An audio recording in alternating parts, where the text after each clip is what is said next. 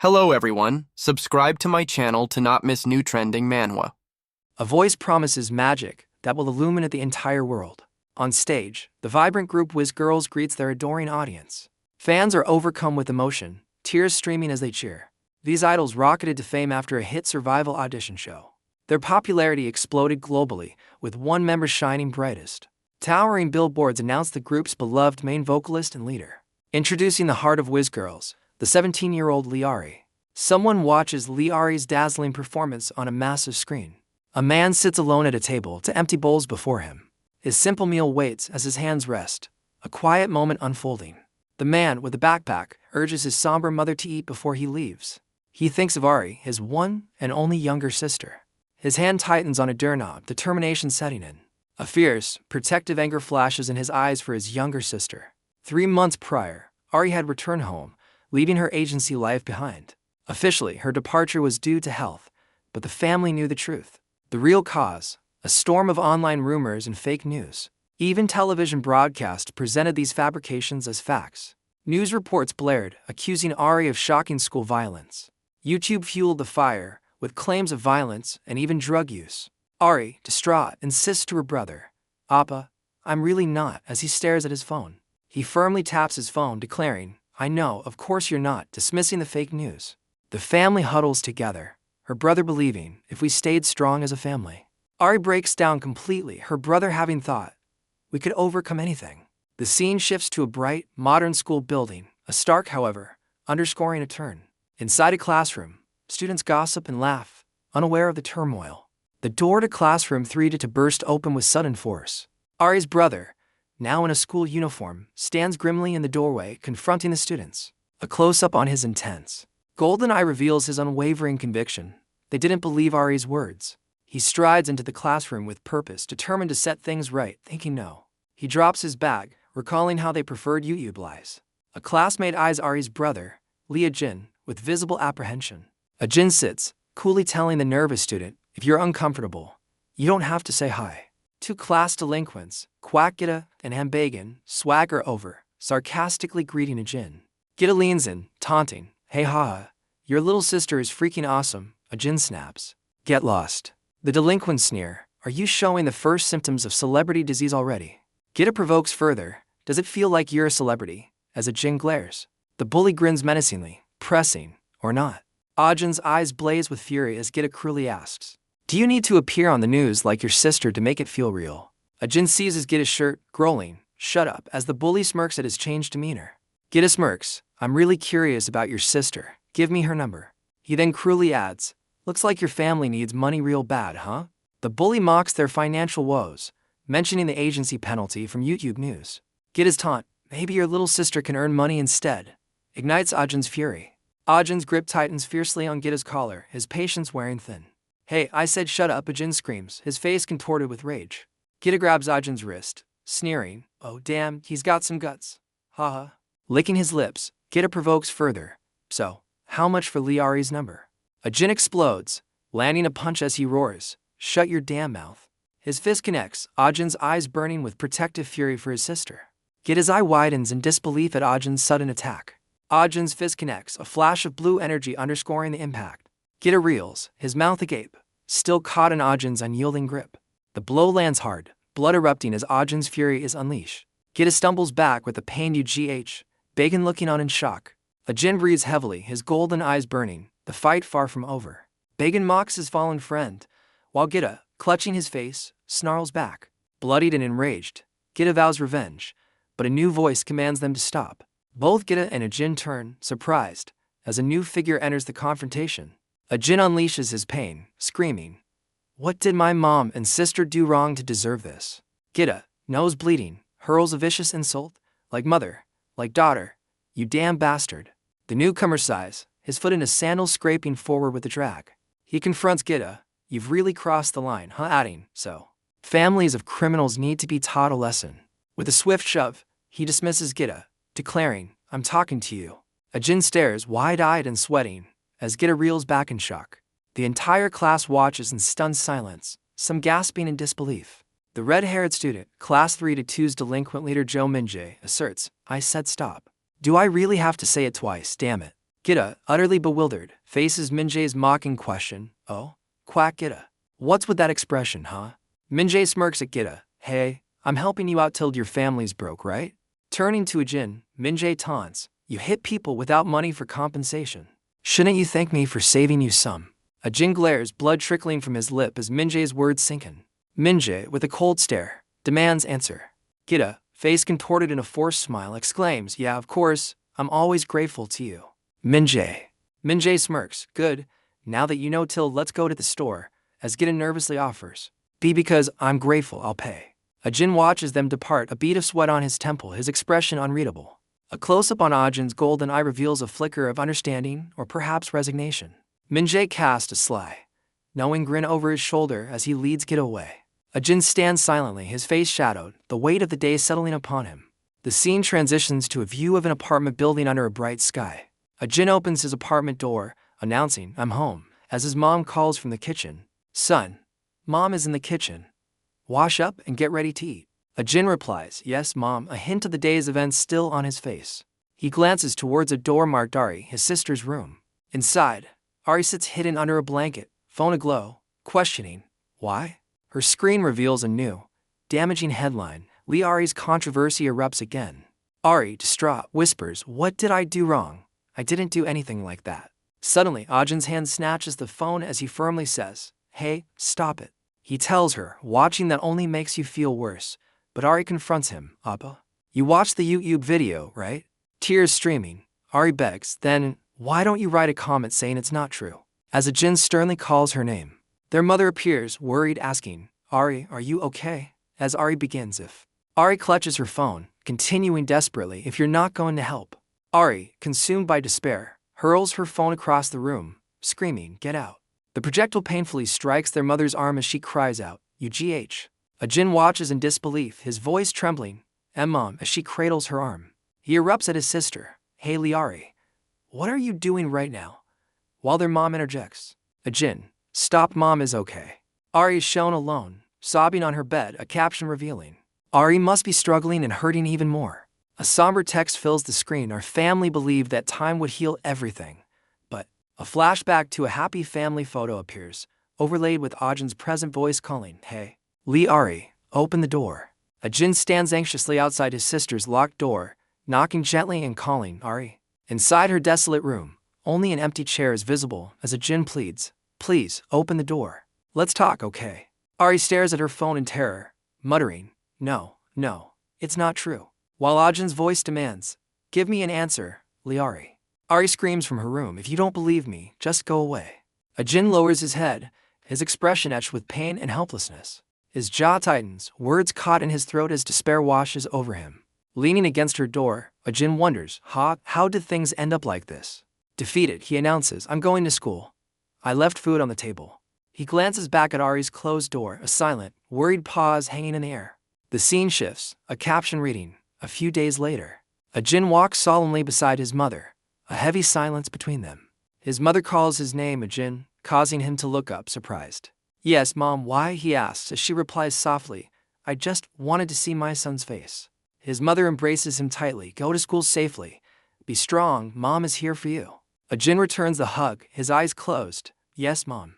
Pulling back slightly, Ajin's golden eyes are open, a heavy look upon his face. Suddenly, Ajin's eye widens in an extreme close-up, a flash of alarm. As they walk towards a public building, Ajin senses they're being watched. Two shady men with a camera spot them, one muttering, isn't that Ari's family? They eagerly drop their cigarettes, Shastra's tea tilled perfect for a live stream. The men charge, one yelling, idol Ari's mom and that bastard brother showed up. Criminal family. A live stream view captures Ajin and his mom's distress. The streamer demanding questions and donations. A hateful comment flashes across the screen, their accomplices too. Vicious online comments flood the screen, questioning everything about Ari and her family. Ajin and his mom stand stunned, the weight of the hateful words crushing them. Streamers shove cameras in their faces, accusingly asking if the family aided in drug use. They press closer, demanding the mother answer their vile questions for the viewers. One streamer aggressively insults Ajin's mom, yelling for her to speak. Ajin's fist tightens in anger as his mother endures the verbal assault, looking down. Suddenly, Ajin reaches out, firmly grasping his mother's hand in support. His mom begins to defend Ari, but Ajin warns her against engaging with the aggressive streamers. From above, the mother continues her plea, insisting Ari is a good daughter, as Ajin tries to silence her. Unseen by them, Ari watches from a balcony above, her face hidden in shadow. From the balcony, Ari watches, tears of pure anguish streaming down her face. Below, streamers mock her mother. Wow. This Ajima is something else, trying to cover up for her daughter. Ajin glances back, a bead of sweat on his temple as a stark realization hits him. He sees the immense weight his mother carries, her shoulders slumped in distress. A determined thought flashes through Ajin's mind. I have to help lighten that burden. He quickly pulls his mother's hood over her face, shielding her from the flashing cameras. But a grim understanding dawns on him, expressed in stark text. But it was. The thought concludes with a sense of dread, already too late. Ajin throws his jacket over his mom, desperately yelling, "Move! Stop filming and move!" The relentless streamers give chase, shouting, "We just got donations. Catch them, hurry!" As Ari watches the chaos unfold, onlookers complain, "UGH, what a mess. This will make property values drop." Gossiping women judge harshly, "It's such an eyesore. Bad for the kids." A thought echoes, that thought of having to lighten the burden of the family. Below, the relentless chase continues, observed by the judgmental crowd. From above, Ari watches the scene unfold, sobbing quietly. A stark realization hits because Ari felt the same way. A heavy door clangs shut, sealing someone's path. Ari's feet ascend a staircase, her mind filled with a desperate wish. If only we could go back. A door creaks open ominously, revealing an unknown space. Ari's devastating thought surfaces. She thought that if the burden she had become disappeared. A pair of pink slippers rest neatly on the floor, left behind. Ari stands on a high ledge, wind whipping her hair, having stepped onto the final stage. The scene shifts to a school building as the bell chimes, a voice announcing, "All right, let's start the class." A teacher with glasses looks on intently, a glint in his eye. In the classroom, Ajin sits at his desk while another student glances his way amidst murmurs. The teacher gestures to an empty desk, questioning, "Who's supposed to be in that empty seat?" Ajin, looking flustered, begins to stammer, "About that." Two classmates snicker, phones in hand, one asking about Ajin's little sister. The first-year idol. A phone screen displays a live stream, showing an apartment building from below, with viewer comments flooding in.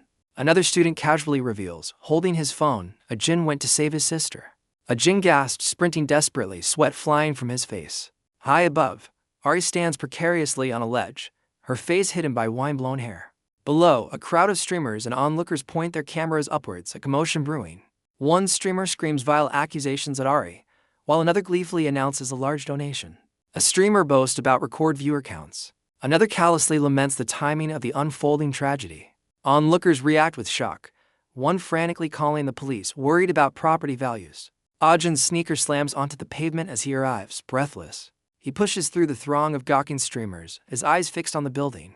Ajin stares up in utter horror, his voice trembling. "And no, Ari." He shoves past the crowd, arm outstretched, screaming, "Ari, come down from there." Ajin, breathless and panicked, shoves through the jeering crowd. He screams up at Ari, his face contorted in terror, "It's dangerous. Please, just come home." A new resolve forms. Ajin mutters, "No, wait. I'm going up there," as he prepares to bolt. Suddenly, Ajin trips or is knocked down, sprawling onto the hard pavement. He grits his teeth, pushing himself up, sweat and dirt smearing his face. As Ajin cries out for Ari, a hand grabs his shoulder, a voice asking, "Excuse me." A malicious streamer in a blue cap leans in, a sinister grin plastered across his face. The streamer pins Ajin down with his foot, thinking, "I knew it. This asshole." He shoves a phone displaying the live stream into Ajin's face, taunting him with cruel viewer comments. Ajin furiously slaps the phone away, roaring, "Gee, get lost. You're the ones who drove my sister to this." The streamer's phone shatters on the pavement as Ajin glares up defiantly. "You piece of shit," the streamer roars, his face contorted with fury. He violently grabs Ajin by the collar, shouting, "You want to be dead, you crazy bastard." Other streamers eagerly film the assault, one sneering, "Isn't this what justice looks like?" The streamer brutally punches Ajin, screaming, "You even know how much this stream is worth?" Despite the blow, Ajin's eyes burn with an unyielding, fiery resolve. A painful memory surfaces, Ari, younger, sobbing uncontrollably in someone's embrace. Another flashback reveals a leering man, his predatory gaze fixed on a vulnerable Ari. The vision shifts to Ari in her room, curled up in bed, consumed by anguish. Ajin recalls the relentless hounding his family endured, his mother's pained face etched in his mind. A single, powerful word hangs in the air, "Damn." Ajin's eye, now a blazing gold, reflects an unyielding spirit. He retaliates, landing a brutal punch squarely on the streamer's jaw. The streamer's head snaps back, blood erupting as he gasps in pain. Ajin stands over the fallen streamer, whose cap skitters across the pavement. Onlooking streamers stare in stunned disbelief, one uttering, "Oh God."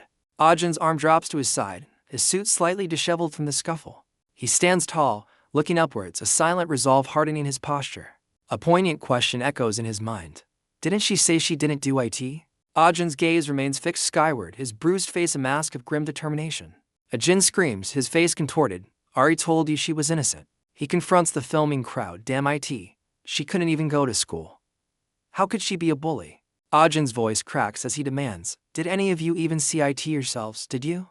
He furiously accuses the streamers. You did it just to get more subscribers. You pushed this just to beg for donations. Ajin roars at the stunned onlookers. Don't mess with someone's life like that, you bastards. A mysterious masked girl with striking red eyes watches Ajin intently from the crowd.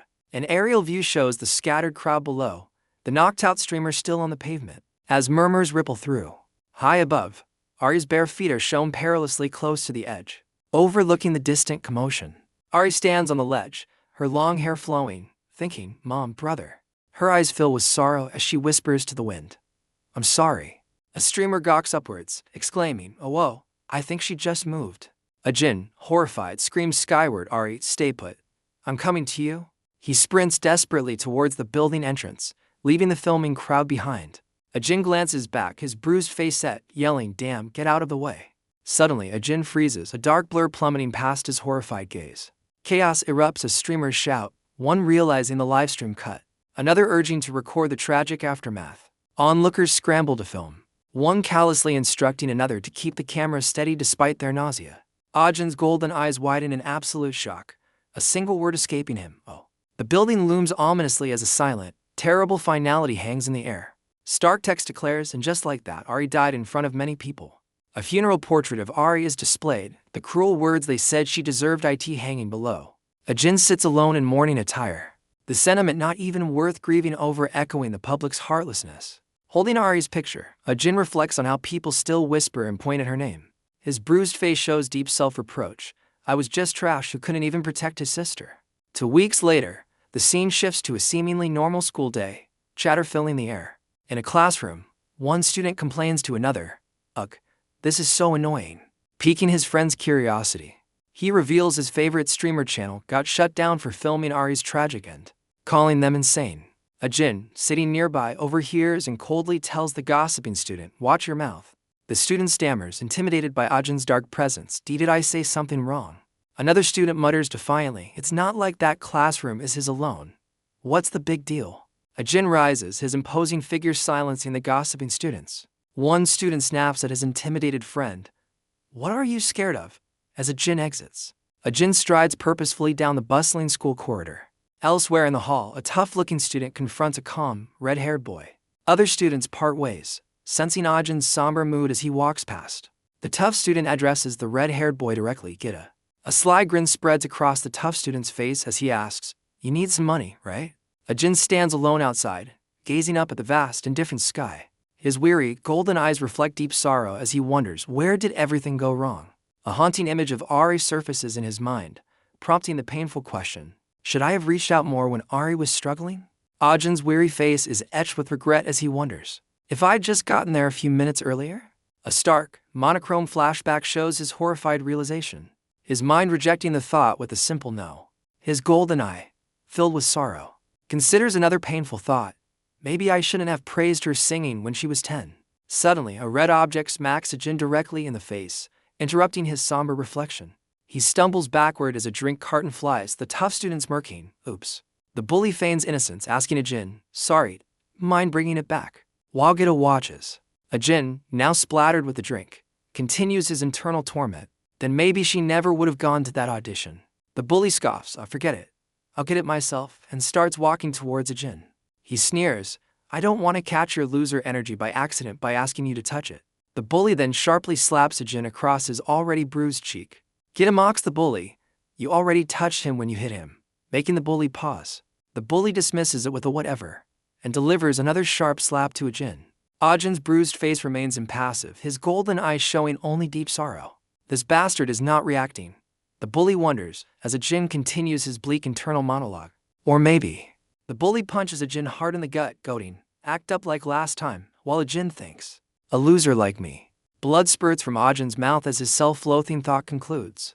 "Shouldn't have been born. Scared now, you coward."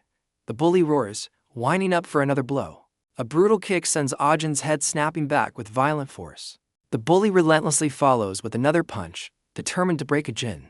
Gita calmly records the beating, his companion mockingly shadowboxing as Ajin endures the assault. Gita focuses his phone, meticulously recording the assault. His screen captures a brutal close-up of Ajin getting struck. Gita announces coolly, "All right, that's all for today." He lowers the phone, a chilling smirk playing on his lips. The main bully turns to Gita, "Filming's over. Let's go." His companion whines, "What? Already? I'm just getting started." Gita explains pragmatically, "This is enough. No one watches full-length videos anyway." The bully glares at the battered Ajin. "Well, anyway. It looks like this bastard's properly learned his lesson." From now on, the bully begins, his foot twitching with menace. He delivers a savage final kick, roaring, "You mess with us again, and you're dead."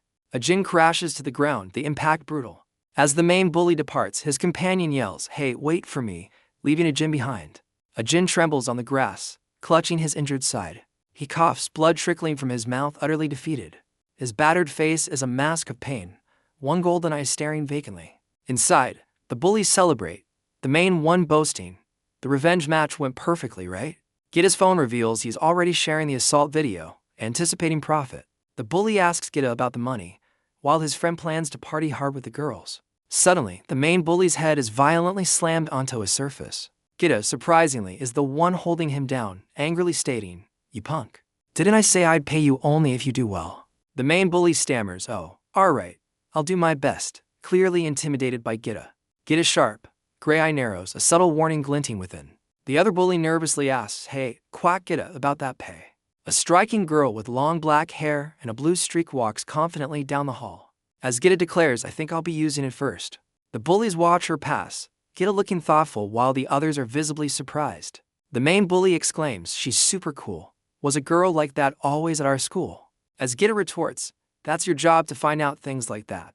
Gita orders, "Fatty, dig up her info," and the companion readily agrees, "Okay," phone in hand. A door creaks open, hinting at someone approaching Ajin. "Haley Ajin," a voice calls out to the battered boy on the ground, who looks up in confusion. The striking girl from the hallway stands over him, asking, "Hey, are you going to just stay still there?" As Ajin wonders, "Who are you?" The girl, her red eyes blazing, shouts, "Does it matter now?" Ajin stares, bloodied, as she reveals, "The bastards who ruined your sister's life are here in this school." A tear wells in Ajin's golden eye, his mind reeling as he whispers, "WHAT." Elsewhere, Gita paces nervously outside a building, on the phone. His boss on the other end yells, "Boss, did you see that Lee Ajin's footage? You fucking moron." Gita, holding a cigarette, hears his boss rage, "Idiot. Just beating someone up doesn't make headlines on YouTube anymore." While he thinks, "But I worked hard filming this. Can I at least get part of the pay?" The boss commands, "Fuck, record something worth uploading. Don't make me repeat myself." And Gita stammers, "Why yes, sir. I'll." Gita mutters, "Ugh, that asshole said he'd pay for any Lee Ajin's footage." When the girl appears, asking, "How much is it worth?" he turns, utterly shocked and flustered, Huh?" The girl leans in, a menacing grin on her face. "I asked how much it's worth. This Nuna is asking you, you moron." The girl stands over Ajin on the desolate rooftop. Her voice rings out, "The ones who killed your sister are here." Ajin, battered and bloodied, whispers in disbelief, "What?" She sighs, running a hand through her hair. "It's a long story." A broken, bloody smile plays on Ajin's lips as her red eyes watch him. Ajin sits up, accusing, "It wasn't just them, it was everyone in town." She challenges him, "And what did you do while Ari suffered?" Tears streaming, Ajin screams, "You're the same, you just watched too. Fuck." On the vast rooftop, Ajin's anguish echoes towards the silent girl. Defeated, Ajin slumps forward, blood dripping onto the ground. The girl tells Ajin she has much to say, but hesitates. She turns, walking away, declaring, "I'll hold back for now," as Ajin watches her leave. Her phone displays Ajin's profile, 18, Sangha Hai, brother of the late idol Liari. She muses that Ari's death isn't the end. Ajin is definitely the next target. A flashback reveals a Jin fiercely attacking someone after his sister's incident. The memory shows an enraged Jin surrounded by cameras, proving he's no pushover.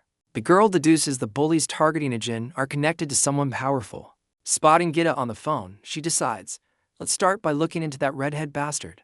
The desolate rooftop, once a scene of brutality, now lies empty and broken. Gita, still on the phone, meekly asks his boss for at least a small fee for his filming efforts. The girl with the blue streak creeps up behind Gita, a predatory smirk on her face. She leans in, eyeing his phone. How much for Ajin's video? Gita jolts, utterly surprised by her sudden, close presence. With a taunting grin, she presses, this noon is asking, you idiot, what's the price? Gita quickly recovers, a sly look on his face. You interested in buying it? Just tell me how much, she insists as Gita coolly replies, 500. She winks playfully, trying a different tactic.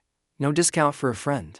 Gita takes a drag from his cigarette, silently evaluating her offer and her. His gaze sweeps over her, noting her confident demeanor and school attire. The unspoken assessment continues as his eyes briefly flicker downwards. Gita flicks his cigarette away, countering with a shocking 50. She stares, surprised, as Gita's hand boldly brushes her hair. He smirks deviously, I'll give you 50 at a time, his offer clearly not about money. Before Gita can finish his lewd taunt, what do you think? A fist connects squarely with his face. She delivers a swift, powerful punch, sending his phone flying from his grasp. Gita reels from the blow as she scoffs, you punk. Where do you think you're touching? His phone clatters hard onto the concrete ground. Unfazed, she calmly picks up his fallen smartphone. Crouching over the stunned Gita, she winks, holding his phone. I'll ask more about the details later, redhead. The scene abruptly shifts to a mundane classroom, a teacher lecturing students at their desks. In class, a tough-looking student asks his deskmate, hey pig, where's Minjae? The student stretches, deciding, really? I should take a smoke too. As he leaves, the teacher yells, Quack Gita. Where are you going? But his friend covers. He's going to take a dump, teach. Quack Gita strolls casually down the school stairs, hands in his pockets. Suddenly, Gita's eyes widen in surprise at someone he encounters. It's the girl with the blue streak, holding a phone and looking at him with a no-no. Gita smirks, looming over her and asking, what grade are you in? Her red eyes narrow slightly as she simply responds, oh. Without warning, she delivers a hard punch to Gita's gut, retorting, none of your business. Gita, stunned, yells, is that bitch crazy, as the red-haired Gita peeks around a corner. Calling out, Cather. Gita, still on the ground, yells at Cather, fuck. Catch her, as the girl sprints away. Cather turns with a sly smirk. You want me to catch her? Enraged and in pain, Gita screams back, yeah, you fuck her. Cather grins, okay, I'm going. But I need more money, and takes off after her. The girl dashes down the school hallway, trying to make her escape. Cather, with a predatory grin, rapidly closes the distance between them. She keeps running, her blue-streaked hair flowing wildly behind her. Cather lunges, shouting, got you, bitch, as his hand reaches out. But the girl smirks confidently, a knowing look on her face. She deftly sidesteps his grab, phone still in hand, as Cather's hand meets empty air. Her blue-streaked hair whips past as she effortlessly evades Cather's grasp. She glances back with a triumphant smile, phone held securely, Cather a blur behind her. Cather, utterly bewildered and sweating, can only utter as he stumbles forward. Unable to stop, Cather crashes hard into the classroom wall with a thud. She stands over the fallen Cather, mockingly asking, what are you doing on the ground, lol? As Gita approaches, Cather, seething with rage on the floor, screams, you little ***, I'll kill you. With a cool smirk, she retorts, yeah, try your best, Hild, as Gita watches with amusement. Suddenly, Gita leaps into action, lunging towards her over the still-down Cather. Her hand, adorned with striking blue nails, firmly grips the windowsill. With a daring grin, she vaults gracefully over the window ledge, making her escape. She hits the ground running, her long hair flying as she makes her escape. Gita furiously yells at Cather, can you not even catch her, you muscle pig? Go chase her. Without hesitation, both Gita and Cather leap out the window after her. The girl sprints across the schoolyard, Gita demanding, hand over your phone, you little bitch. Her pursuers are already winded. Gita still shouting threats, if I catch you, you're so D. Suddenly, both Gita and Cather freeze, an expression of utter confusion on their faces. A sleek motorcycle appears out of nowhere, heading straight for them. Their eyes widen in terror as they let out a synchronized, horrified scream. The motorcycle, now with the girl expertly riding it, zooms between them, sending both boys flying. She brings the powerful bike to a screeching halt, leaving tire marks on the pavement. Gita and Cather are left sprawled on the ground, utterly defeated. Her blue-nailed fingers confidently grip Gita's phone. Straddling the bike, she waves the phone. Hey, red hair. I'll use this well. Gita, seething with sweat and fury, can only stare. His enraged scream echoes, that crazy bitch. Meanwhile, a scarred student with intense eyes walks calmly down a school corridor. A close-up reveals his determined, battle-worn expression. He respectfully bows his head upon encountering an older man in a suit. The man, likely a figure of authority, gazes sternly ahead. The student remains bowed as the man seems to address him or pass by. The scarred student walks down the hall as others whisper fearfully. Students gossip, one calling him a disgrace, another fearing his violent reaction. More rumors fly. Liari died, and he's involved. Her older brother. Insane. His eye narrows, overhearing pity for Liari having such a crazy bastard for a brother. A sudden, brilliant flash of white light momentarily engulfs the scene. The intense light radiates outwards, hinting at a powerful memory or presence. Emerging from the light, the scarred student's resolute face is revealed, eyes glinting. He now stands at a window, looking out with a subtle, knowing expression. Below, the blue-streaked girl looks up, spotting him in the distant window. She grins widely, waving exuberantly from her motorcycle towards him. The scarred student recognizes her. The girl I saw earlier on the rooftop. Elsewhere, Gita, Cather, and another student, Minjae, gather under a school gazebo. Cather nervously sweats, furtively glancing aside while holding a cigarette. Minjae, in a black jacket, calmly smokes, looking towards Gita. Gita, seated and also smoking, meets Minjae's gaze with a casual air. Gita internally seethes. Fuck, that broke bastard's getting cocky. Gita hands Minjae a stack of bills. Alright, here's 50 for this coverage. Minjae accepts the cash, remarking, good work, Gita. Kinda hurts to give it up. Gita responds a thanks Minjae as Minjae inspects the money. Minjae looks at Gita. Why, it's a little for you. While Gita trails off, no, it's just.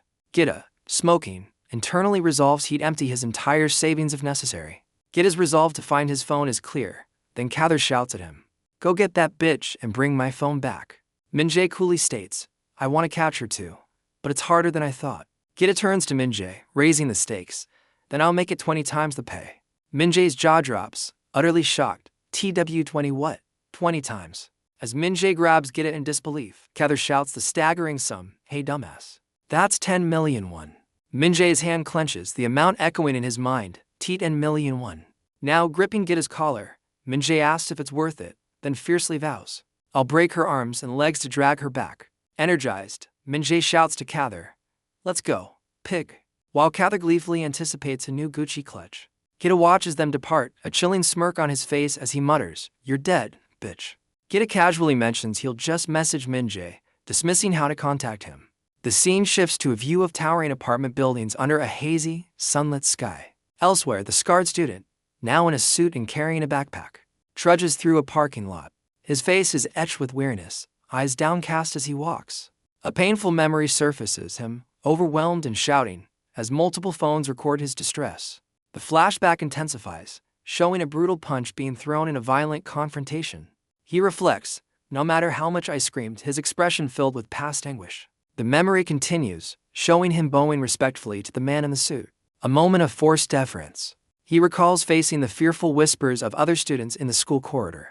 Suddenly, the blue-streaked girl on her bike appears, waving cheerfully, as if a voice cutting through his thoughts, to listen. The scarred student's eyes widen slightly, a flicker of realization crossing his face. He thinks, or maybe not no one, as if someone might actually understand. Suddenly, a forceful shove from behind sends him stumbling forward. A thuggish student sneers. What are you spacing out for? As the scarred student regains his balance, the thug grins unpleasantly. Hey, I want to ask you something. He shoves a phone towards the scarred student. Have you seen this girl around? The scarred student's eye darts to the screen, a silent of recognition. The phone displays a picture of the blue-streaked girl. He replies, not really sure. The thug presses. This pic was taken when she was heading toward the rooftop. Thought maybe she ran into you. The scarred student turns away, a thoughtful silence hanging in the air. The thug presses, so, you don't even know what grade she's in. While Ajin coolly replies, no idea. Hey Ajin, what's the rush?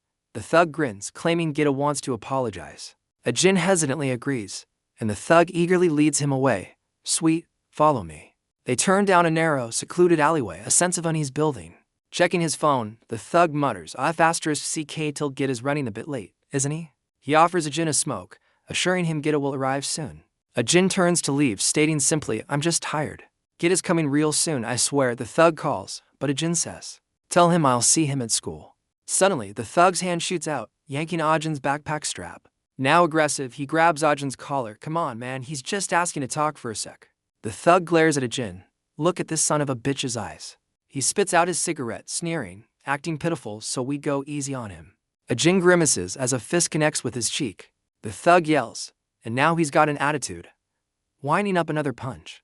Suddenly, a voice cuts in. Friends shouldn't fight, you know. The blue-streaked girl appears, yanking the thug's hair from behind. Ajin looks down, momentarily stunned by the unexpected rescue. The thug, eyes wide with shock and pain, stammers, oh you. She smirks down at him. Why? First time seeing a hot Nuna. With a fierce cry of found, you.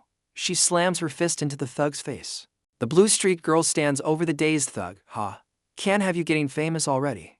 Ajin turns to her, demanding, who are you? Why do you keep following me? She playfully touches her cheek. Well, it's not like I like you or anything tilde. She then misquotes, alright, misery loves age mates, as Ajin internally corrects her. Ajin, still unconvinced, presses on, but still, what are you? Suddenly, the thug lunges from behind her, swinging a wooden bat at her head. Ajin shoves her clear, taking the brutal impact of the bat himself. Blood spatters as Ajin's eye widens in sheer agony from the blow. The girl, now on the pavement, stares up in shock at Ajin who just saved her. The thug glares at the shattered bat, snarling, is the bat weak? Or is that bitch just thick-skulled? Suddenly, Gita appears with his entourage, remarking, either way, that was lame as hell. Gita smirks at the thug, grabbing his collar. We're all good, right, senior? Nice work.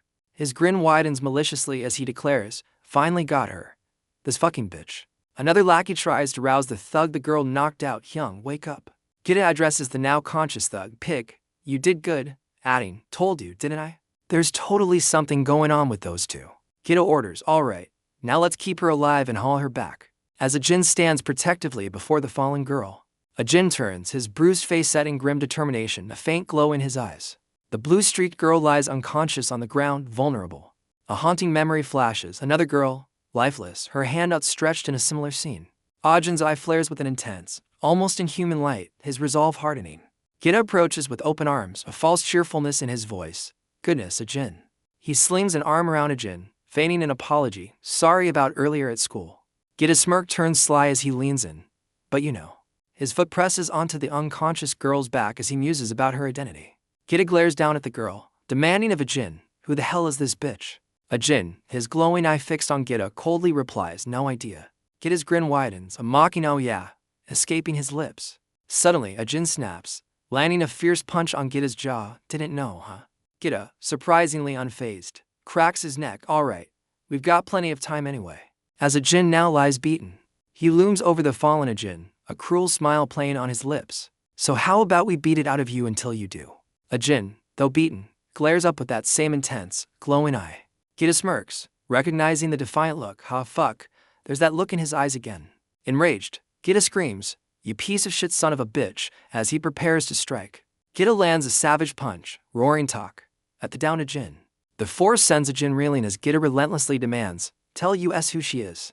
Gita continues his brutal assault, one lackey observing, he got to him hard-tilled. A crony worries Ajin might die. But Gita scoffs, he won't die. That bastard's pretty damn durable. Gita yanks Ajin up by his collar. Ajin tilled, just tell us, and this gets easier. Who the hell is that bitch? Despite the beating, Ajin defiantly gasps, don't know, earning Gita's sneer. You fucking trash. Gita, losing patience, retorts, yeah then, clenching his fist for another round. Gita screams die, as his fist connects savagely with Ajin's face. Ajin crashes to the ground beside the fallen girl, his body limp. Gita orders his men, hey, pick that bitch up and check if she's got a phone. A lackey struggles to lift the unconscious girl as Gita barks instructions. Another command rings out, pick her up, as they begin to move her. One goon complains, this bitch is heavier than she looks, as a pool of blood marks her spot. A lackey triumphantly holds up a phone. Hyung, is this her phone? Gita smirks, taking the phone. Oh, fuck yeah, you're getting a bonus for this. The previously beaten thug chimes in, praising Gita, who instructs him to message Minjae. The lackey holding the girl hesitates, Gita Hyung, but as Gita examines the phone, The lackey holding the girl stammers. She's a look of dawning horror on his face. His panicked thought echoes. She's not breathing? The entire gang freezes, their faces paling as they stare at the motionless girl. Fear ripples through them. Fuck. She's not really dead, right? One goon whispers to another, eyes wide with terror. Hey, I think we're screwed. A masked lackey tries to bolt, shouting shit. I don't know anything, but is grabbed. Minjae frantically clutches Gita. Hyung, if my dad finds out, I'm fucked. You told us to do it. Gita seizes Minjae's face, snarling with contempt. Fucking cowards. He scoffs at his crew. And you call yourselves gangsters. No one dies that easily. The bat-wielding thug steps forward, a disturbing grin spreading. Gita, I'll do the checking. Gita roughly grabs the bat-wielding thug's face, silencing his eager offer. Another lackey continues to hold the seemingly lifeless blue-streaked girl. Gita scoffs internally, plain dead. You think we're a bunch of idiots. A close-up reveals the girl's still form, a faint stain on her white top. Gita sneers, whatever. If we hit her more, she'll probably wake up, right? As Gita reaches for her, the girl suddenly bites down hard on his finger. She glares fiercely, blood on her lips, defiantly muttering, no way in hell. Gita yanks his bleeding finger back, shocked. Fuck. How hard did she bite? He lets out a pained shriek, eyes wide with agony from the unexpected attack. The girl, now fully alert, lands a vicious kick straight to Gita's groin. The girl, still held, remarks her kick was to clean as Gita groans in pain. The lackey holding her tightens his grip, yanking her hair. He brutally slaps her across the face, demanding she let go. The goon delivers a powerful palm strike, sending her reeling. She crashes to the ground, landing near other incapacitated thugs. The scarred lackey smirks, seeing an opportunity to impress Gita. He grabs her hair, shouting angrily at the downed girl. She glares back defiantly, recognizing him and stating she meant to deal with him too. The goon taunts her, acting all tough now, bitch. Enraged, he yanks her head back, preparing for another vicious attack. With a savage grip, she seizes the goon's face, nails digging in. She twists, using his own momentum against him in a brutal counter. The goon crashes headfirst into the pavement as she slams him down. She glares, coldly stating, you cracked my skull first, so no hard feelings, right? The down goon panics. Hey. What are you doing? I was just following orders. Standing over him, she dismisses his pleas with a chilling, quit whining. Another masked lackey trembles with rage. This fucking bitch, seriously pushing her luck. He spots a jagged piece of broken wood, transforming it into a makeshift weapon. Lunging forward, he screams, die, you crazy bitch, ready to strike. The sharpened wood hurtles down, aimed directly at the defiant girl. The girl narrowly dodges the lethal strike, her hair whipping through the air. Her eyes widen in terror. Shit, is he really trying to kill me? Suddenly, a djinn appears, smashing a fire extinguisher into the attacker's face. The masked goon groans in agony, blood spurting from the impact. A djinn stands over the fallen lackey, fire extinguisher in hand, as the girl remarks, wow. The other goons stare in disbelief, one stammering Gita's name as a djinn glares. Enraged, Gita screams F***CK, get those fucking bastards. A djinn calmly pulls the pin from the fire extinguisher. A nearby lackey watches, a bead of sweat rolling down his confused face, huh?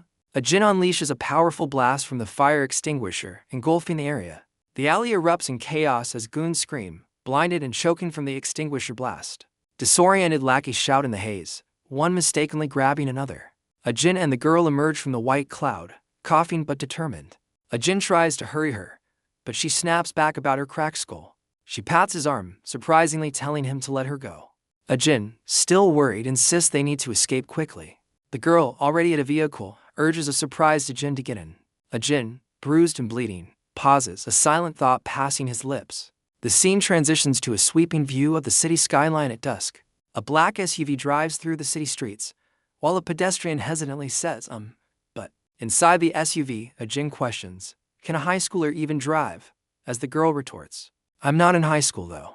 A djinn looks utterly bewildered while she cheekily adds, I just have a baby face despite her injuries. A battered djinn presses, wait, then how do you even get into school? And the uniform? Seriously. Who are you?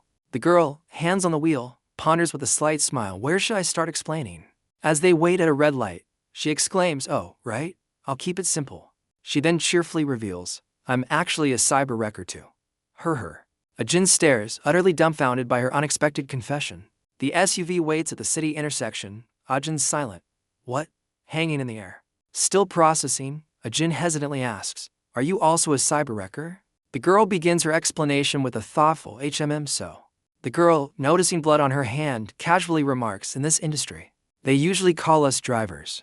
Ajin's eye narrows, a glint of suspicion and resolve within it. He questions if she, too, approached him to film content about school violence perpetrators. Ajin's firm no cuts through the air, his intent clear. His voice drops, threateningly asking if she's involved in his sister's death. Ajin's fist trembles as he vows, I'll kill you right here. Unfazed, the girl rests her hand on the gear shift, challenging him. Go ahead and try. She then insists he listen to her story about his sister first. Ajin falls silent, considering her words, his expression unreadable. As the light turns green, she begins. Remember I said the bastards who killed your sister were at school. The scene shifts to Min-jae, anxiously waiting at a public shelter. To familiar figures approach from behind, the larger one calling out his name. Min-jae whirls around, frantically demanding, hey, where's my phone? Gita, looking battered, coolly reveals he is Min-jae's phone. Min-jae snatches the phone, urgently saying, if you brought it, give it to me quickly. Internally, Min-jae curses, his frustration boiling over. He stares at the phone, biting his nails, visibly stressed. When chided for not checking messages, Min-jae snaps that the girl stole his phone. Min-jae sighs, relieved, phew, Hyung-nim didn't contact me. Suddenly, a voice cuts in, hey, you couldn't catch that bitch. Gita, battered, begins to explain to the red-haired man, well, about that.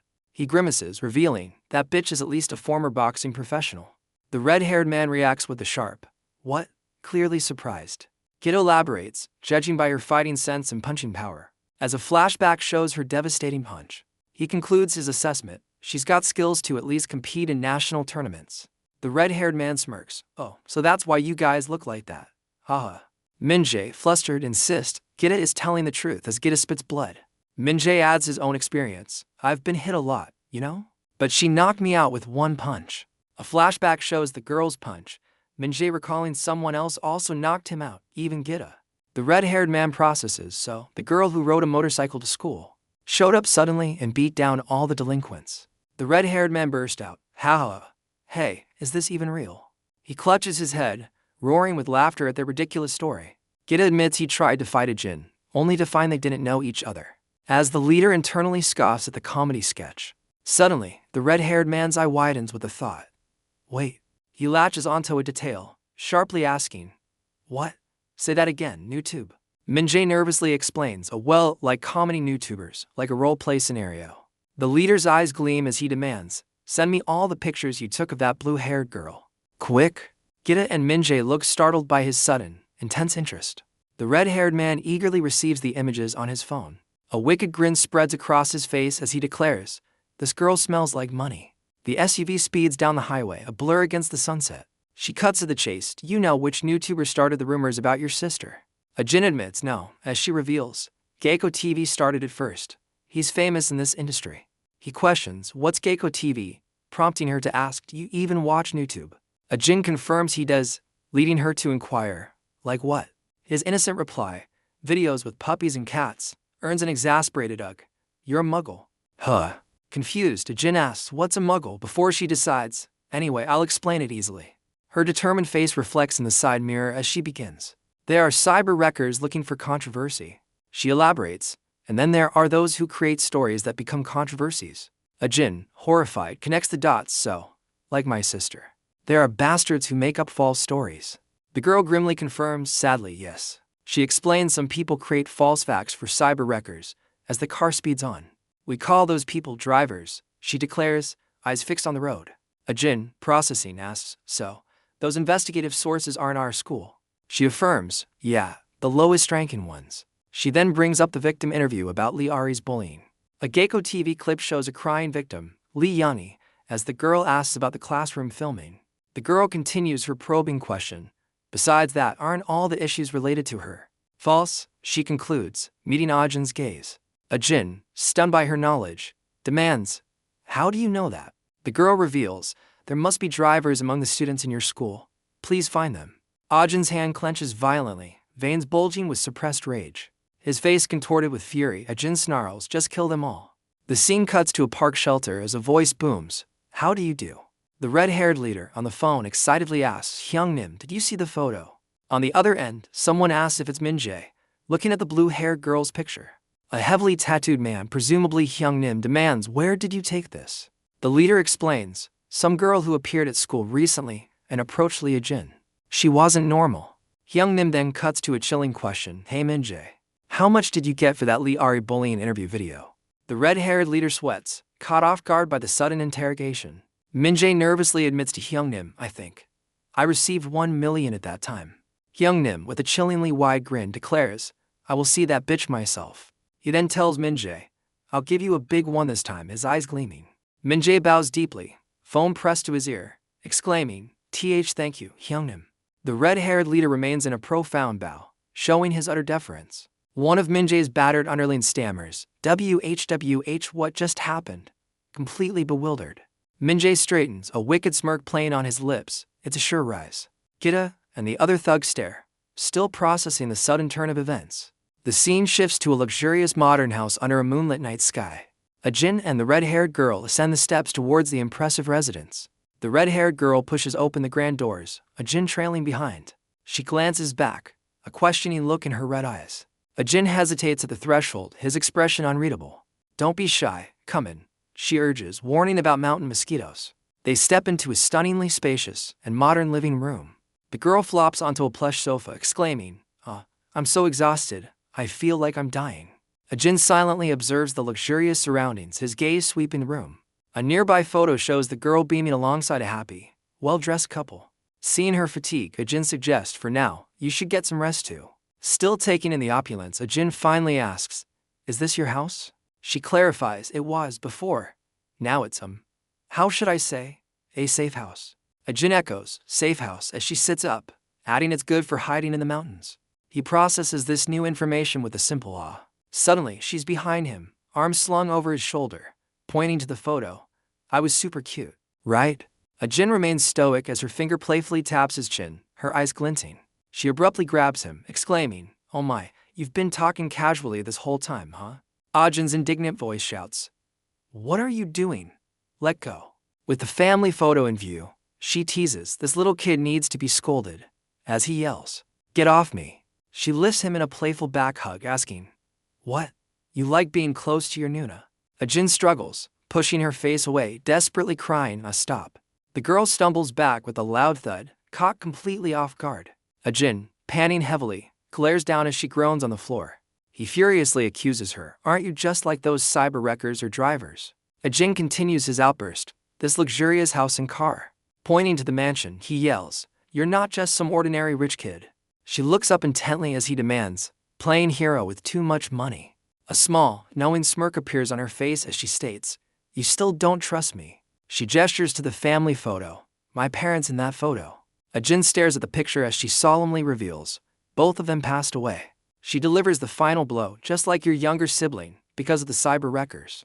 Jin's eye widens in stunned silence, the revelation hitting him hard. She looks up from the floor, offering, "I'll tell you the details slowly." Rising, she places a hand on his shoulder, suggesting, "Let's take a warm shower and get a grip." The luxurious safe house stands silent under the moonlit, cloudy sky. Jin stands under the shower, water cascading over his troubled form. As steam fills the air, he recalls, a vague memory passes by. Water pools around his feet, the shower a momentary escape. A memory surfaces, the girl as a child, beaming with her parents before Legend Food. The Legend Food logo flashes, a young voice crying out, "Mom." A younger Jin frantically searches, yelling, "Where did the fried dumplings go?"